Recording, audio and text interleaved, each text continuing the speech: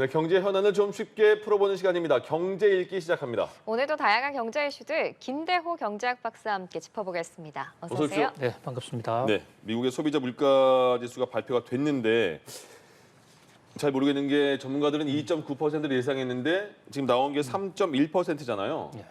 이 차이가 굉장히 큰 건가 보죠? 그렇습니다. 이 소비자 물가나 또는 소비 지출 물가, 물가에서 2%라는 게 갖는 상징적 의미가 매우 큽니다. 예. 지금 미국 연준이나 우리나라 한국은행이나 물가 억제 목표를 2%로 잡고 있어요. 그러니까 2%가 가장 이상적이라는 것이죠. 예. 물가라는 게 너무 떨어져도 문제고 너무 올라도 문제입니다. 사람 온도도 사람도 체온이 뭐 36.5도 이 정도가 적정하지 그보다 저체온도 안 되고 고체온도 안 되지 않습니까? 예. 바로 그 적정 온도가 물가로 치면 2%인데 지금 미국의 CPI 물가가 1월 달치가 그동안에 뉴욕 증시에서는 이번에야말로 드디어 금리 인상 이후에 처음입니다. 이제는 3%에서 2%로 내려올 것이다. 그러니까 전망이 2.9였지 않습니까? 네. 그런데 나타난 실적은 3.1이었거든요. 그러니까 2%대로 전망했는데 3%대로 나왔다 이런 거잖아요. 그렇습니다. 예. 그게 차이는 불과 0.2%포인트에 불과하지만 한쪽은 적정 온도 수준에 들어가 있는 2%되고 한쪽은 또 금리를 올릴지도 모르는 공포의 3% 이상이란 말이죠.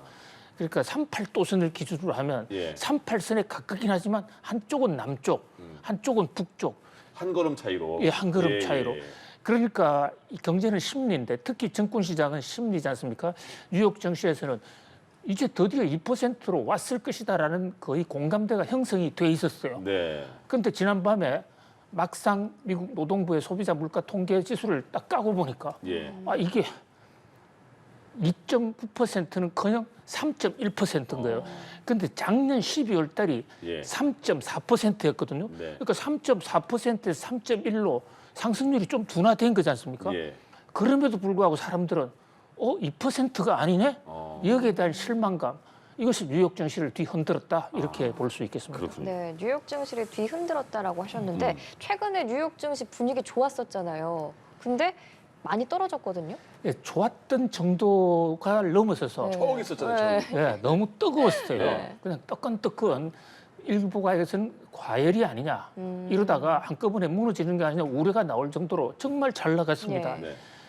그 잘 나가게 된 뉴욕 증시가 잘 나가게 된 기본 동력이 이제 금리 인상 끝났다 한 걸음 더 나가서 금리 인하 곧 할 거야. 예. 사실 금리 인하를 할 것이라는 전망은 작년 하반기부터 나왔었어요. 네. 작년 하반기에 금리 인하 할 것이라고 그랬는데 그게 연기됐다가 1월 달에 할 것이라고 그랬는데 1월 달 FOMC도 금리 조정 없이 지나갔습니다. 그런데 이제 3월 달에 금리 인하하는 것이 아닌가? 그런데 최근에 제롬 파월 연준 의장이 3월 달도 어려울 것인데 그러니까 이제 5월 달로 넘어가는 것이 아닌가 이랬는데 밤사이에 나온 지표로만 보면 현재 나타난 미국의 거시경제 지표만 보면 금리 인상이 5월 달이냐 6월 달이냐 뭐 9월 달이냐 이게 의미가 없어진 게 모르겠다. 현재로서는 금리 인상을 언제 할지 모르겠다. 네. 이런 네. 어떤 판단까지 나오기 이르는 것이에요. 금리 인하 말씀하시는 거죠? 금리 인하 시점을. 금리 인하. 예, 예. 금리 인하를 언제 시작할지 현재 거시경제 지표상으로는 잘 모르겠다. 예상보다 너무 높다. 예. 그러니까 앞으로 물가가 좀 떨어져 봐야 그때 가서 금리 인하 시점은 다시 논의하자. 이런 상황이 됐거든요.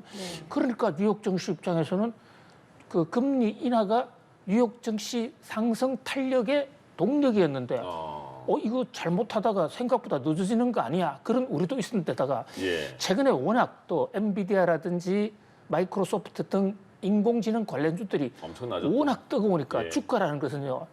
일방적으로 계속 올라갈 수도 없고 계속 떨어질 수도 없습니다. 네. 오르면 내리고 내리면 또 올라가는 이런 라운드 TF의 곡선을 그릴 수밖에 없는 것인데 예.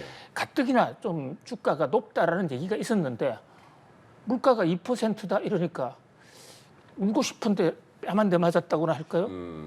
그러니까 좀 놀란 사람들이 주식을 팔고 떠나는 바람에 주가가 뭐 크게 떨어졌는데 문제는 이 물가가 2%로 내려가지 못했다고 해서 그렇게 정말로 절망적으로 실망하고 있느냐? 그건 또 아니에요. 왜냐하면 다음 달 물가가 3.1%에서 살짝 내려와서 2.999 이렇게 내려올 수도 있지 않습니까? 예, 예. 제니 옐런 재무장관, 미국의 재무장관 같은 분은 뭐 크게 놀라지 마라. 1월 달 수치는 일단 조금 높아졌지만 이것은 일시적인 것이고 결국 대세는 물가 하락 쪽으로 갈 것이고 물가 하락한다면 금리는 결국 내리게 될 것이다. 예. 이런 낙관론도 서로 지금 교차하고 있는 그런 상태입니다. 그러니까 조금 전에 박사님께서 금리 인하 시점 모르겠는데 이렇게 말씀하셨잖아요. 근데 그게 우리나라도 그렇고 미국이 금리 한 5월 이후에는 내리지 않을까 이렇게 기대를 하면서 우리나라 금리 인하 시점 좀 보고 있는 것 같은데 그러면 지금 추세를 보면 미국은 금리 인하 시점을 그럼 올해 안에 언제로 예상할 수 있을까요? 자, 금리를 인하하느냐 인상하느냐 결정하는 것은 제롬 파월 연준 의장을 비롯한 연준 위원 12명인데요. 예. 연준 위원 12명이 점도표라고 해서 다트 그래프라고 해서 예. 올해 금리 운영을 어떻게 하기를 따라서 점을 찍어놓아서 발표한 게 있습니다. 네. 그 점도표에는 연말까지 3번 정도 내릴 것이다. 그러면 보통 이 미국의 금리 결정을 하는 FOMC가 45일마다 한 번씩 있거든요. 네. 그럼 12월, 11월, 10월 이렇게 돼 있으니까 최악의 경우 4분기에는 금리 인하를 할 가능성이 높다. 연준 위원들의 현재 머리 구상상으로는 점도표에 따르면 점도표에 예. 따르면요. 그런데 그동안에 이제 세간에서는 금리 인상에 따른 쇼크도 있고 하니까 특히 최근에 미국의 일부 은행들이 네. 좀 뉴욕에 있는 은행들이 좀 흔들흔들하지 않습니까? 상업용 부동산이 안 좋고 그러니까 3번을 하더라도 좀 더 당길 것이다. 예. 이래서 3월달, 5월달설이 나왔거든요. 그러니까 연준은 지금 한때까지 올해에 3번 한다. 0.25%. 그거만 밝혀놓고 있는 상황이고 그것은 앞으로 물가와 고용 지표에 따라서 좀 당겨질 수도 있고 늦어질 수도 있습니다. 그런데 예. 한약 구체적으로 좀 금리 인상과 관련해서 우리가 참고할 수 있는 것이요. 어디 보신 거예요 지금? 금리 인상과 관련해서 금리 인하와 관련해서 우리가 참고를 해볼 수 있는 예. 그런 어떤 동태 중에 하나가 시카고에 가면 금리에 배팅을 하는 선물 거래 시장이 있어요. 예. 네. 여기에 사람들이 그러니까 실제로 투자하는 사람들입니다. 그 사람들 투자 결과를 보면 6월 달이 가장 높다. 현재 이렇게 나옵니다. 5월 달 금리 인하가 물 건너가고 6월 달 쪽에 네. 배팅하는 시카고 선물 시장의 투자가들이 더 많아졌다. 예. 이렇게 볼 수 있습니다. 네, 이제 다음 주제로 넘어가 보겠습니다. 대한항공 아시아나 합병 관련 소식인데 유럽연합 집행위원회가 조건부로 승인을 했어요. 어떤 조건에 승인을 한 건가요? 자, 이게 어떤 계약에서 조건이 굉장히 중요합니다. 그렇죠. 자, 우리 결혼하는데 예. 결혼 조건으로 예. 매일같이 발렌타인 초콜릿을 한 트럭씩 뭐 제공해야 돼라는 이런 조건, 이런 거는 충분히 들어줄 수가 있죠. 그런 조건은 거의 못 들어봤는데. 네, 그런 조건은 충분히 들어줄 수가 있지만 들어주기 어려운 조건, 뭐 남편의 간을 내놓으라든지 뭐 이런 것도 있을 수가 있거든요. 너무 극단적 아닙니까? 제가 왜 남편의 간을 네. 조건으로 결혼 얘기했냐면, 자, 대한항공 아시아나가 합병을 하는데 예. 예. 항공사의 간, 항공사에서 가장 핵심이 되는 건 뭐냐면 어느 지역을 날아다니는 운송권, 아 그렇죠. 또 공항 이용의 슬롯권 예. 이런 거예요. 인천에서 유럽 가느냐 이런 거죠. 그렇습니다. 예. 그걸 그 운항권이 있어야 다닐 수가 있는 예. 거거든요. 그런데 이회에서 자, 당신들의 간을 내놓으세요 하면서 그 서울과 프랑크푸르트 독일입니다. 예. 서울과 파리, 또 서울과 바르셀로나 스페인이죠. 서울과 로마 이거는 안 돼.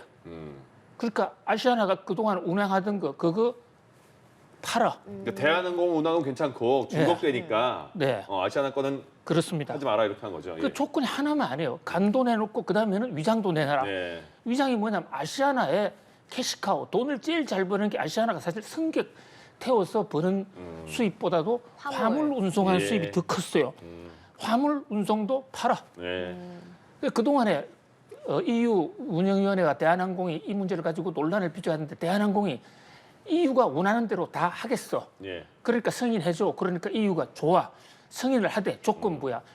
지금 당장 승인 안 하고 팔아서 실제로 운송권 다 넘기고 화물 넘기면 그때 가져와, 그때 도장 찍어줄게, 이런 결론이 난 것입니다. 그러면 지금 말씀하신 것처럼 아시아나 대한항공 합치면 뭐 세계에서 뭐 15위 정도인가 초대 항공사가 된다. 네. 그런 매력은 있어요. 근데 말씀하신 것처럼 아시아나에서 화물 운송 부분은 빼라 이렇게 하면 손해 부분도 있잖아요. 그렇습니다. 그럼 대한항공 입장에서는 합치는 게 그래도 굉장히 좋은 건가 보죠?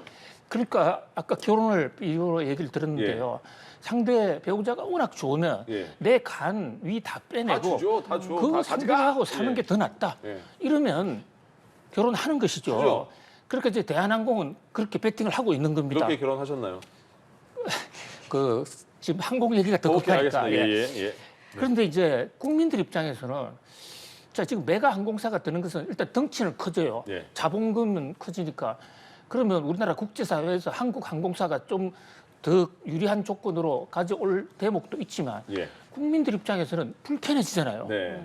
그리고 옛날에는 아시아나 항공이 기내식이 마음에 안 들면 어. 대한항공으로 갈아볼까? 그렇죠. 가격도 좀 견주어봤는데 이제 그 견주기가 어려워요. 네. 예. 물론 대한항공은 이번에 이제 간과 위장을 내주면서 그것을 외국계 회사에는 넘기지 않겠어. 아, 그래서 이 유럽 노선은 티웨이라는 예. 저가 항공사 있죠.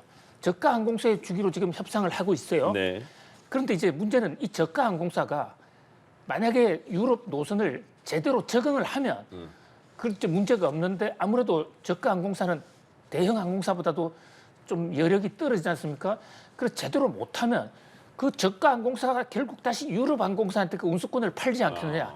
그러면 우리나라의 국익도 떨어진다. 예. 이런 우려가 제기가 되고 있습니다. 그렇습니다. 네, 예. 그럼 이제 이 통합이 한 나라, 미국의 승인만에 남겨놓은 상황인데 이 심사가 좀 오래 걸릴 수도 있다는 우려가 있는데 그거는 왜 그런 거예요? 예, 우리가 유엔 안보리에 유엔에 회원국들이 200개가 넘는데 그거 하나하나 동의를 받는 거 매우 중요합니다.